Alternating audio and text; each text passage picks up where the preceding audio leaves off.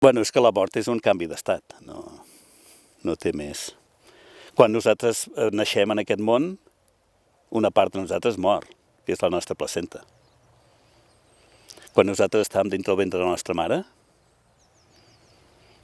hi havia una part que treballava molt, que era la placenta, que ara ja ni ens en recordem, però que va morir, perquè nosaltres naixéssim.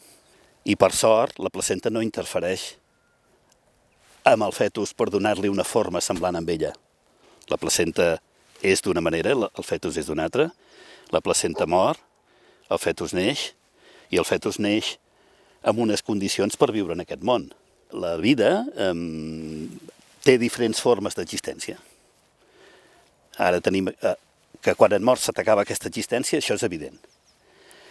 Que s'acabi la vida en el sentit d'estar vinculat a l'univers, això jo penso que no. Jo crec que la memòria existencial la perdem, però la consciència no. Si és una consciència lligada a l'univers. Si és una consciència lligada als elements d'aquí, probablement sí. De la mateixa manera que no recordem si hem existit abans, i segur que hem existit, perquè a més, qualsevol, cada mes canviem tots els àtoms, o sigui que imagina't si hem existit abans. Perdoneu, però és que...